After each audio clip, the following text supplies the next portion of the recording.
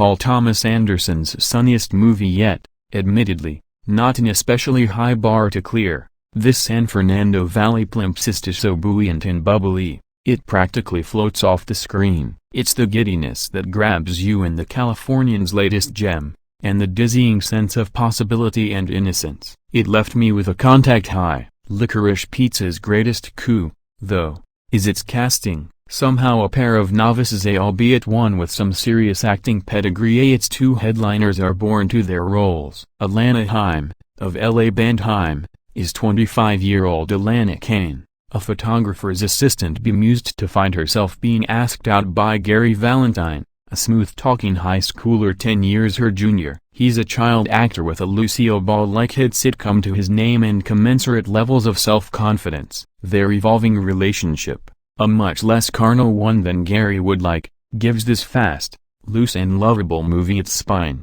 Cooper Hoffman, son of the late, great Philip Seymour Hoffman, continues the family tradition of being terrific in a Paul Thomas Anderson movie. Gary never lets the age differential quench his ardor, although his lack of a driving license and penchant for ordering cooks looks like a deal-breaker with Alana fast approaching her martini era.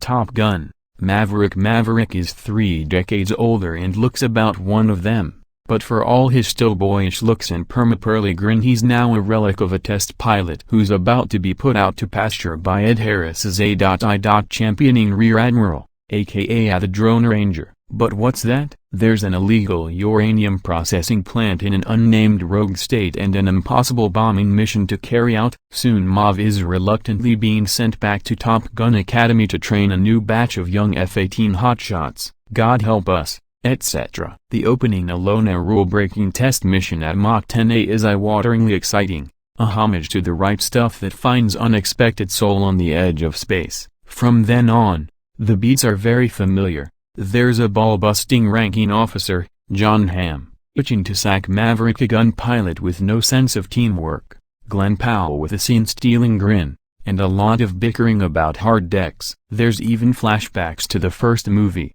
a bar sing-along, some sweaty ball games on the beach, and a blast of Kenny Loggins for the oldies in the crowd. The Northman board of identikit blockbusters and flat-pack franchises which always seem to end with something smashing something else amid an ocean of CGI. Thank Odin, then, for Robert Eggers and his mad, brilliant, violent, hypnotic, trippy Viking opus. And thank the heroic people who gave him $80 million to make it. A thrilling revenge movie with one foot in a to-the-last detail recreation of 9th century Scandinavia and one in a supernatural realm of hulking zombie Vikings, magic swords and BJ Pilcrow RK being a prophet in wheat hat. It's Conan the Barbarian by way of Klimov and Tarkovsky. It's artful and full of haunting, elemental visuals. For all the talk of studio notes, this feels like a work of singular vision, but it also gallops along at times, as it follows raging Prince Imlith, Alexander Skarsgård Road,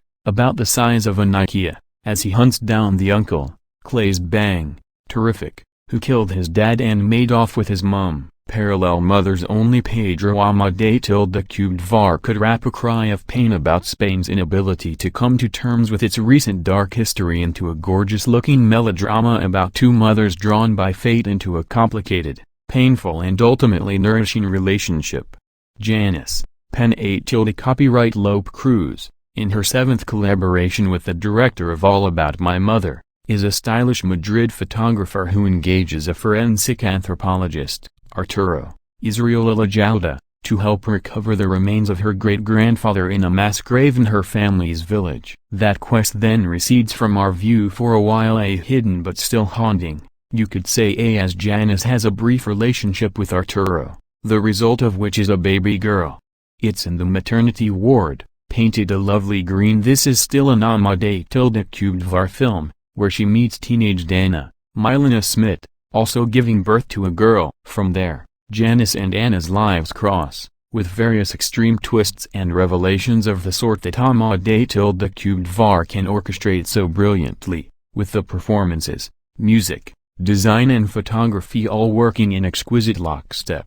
The worst person in the world. Norwegian actress Renate Reinsve is the heart and soul of this touching and inventive account of one millennial life that unfolds over several years in Oslo and feels like it's capturing the heartbeat of a city as well as honoring the rhythms and rituals of a generation. It's full of playful filmmaking, from a young woman running through a city where everyone else is frozen in time, to a visual freakout when the same woman and her pals knock back a truckload of magic mushrooms. The worst person is Julie Reinsve. Although to us she's clearly doing her very best, she gives herself the tag in a moment of recognizable self-loathing. We follow Julie over a lively, frenetic, song-heavy prologue, 12 chapters and an epilogue as she moves through different modes of life and love, and the film circles especially on one long relationship with Axel Anders Danielsen Lie, a well-known comic book author 15 years her senior. Happening It's Not Fair, is a line from this drama that sums it up rather neatly. Anna Maria Vartolomei, is a bright young student who gets pregnant on her first time. Abortion is so illegal, no one even dares utter the word. Doctors invariably male are more inclined to sabotage her attempts to end the pregnancy than help. Male students see her condition as a sexual opportunity. She will have to give up her studies if she goes to term. When a professor asks what has been ailing her, she describes it as an illness that strikes only women and turns them into housewives. And it really isn't fair. Audrey Dill's elegant film makes this point without banging any drums, instead neatly weaving it into the fabric of an engaging realist drama. The stakes are so high, the French director is even able to introduce a thriller-like elements to the story, based on the autobiographical short by French author Annie Ernaux. The ticking clock in Anne's belly lends tension, while the possibility of hospitalization, death or prison looms large. Anyone who even helps her could end up behind bars.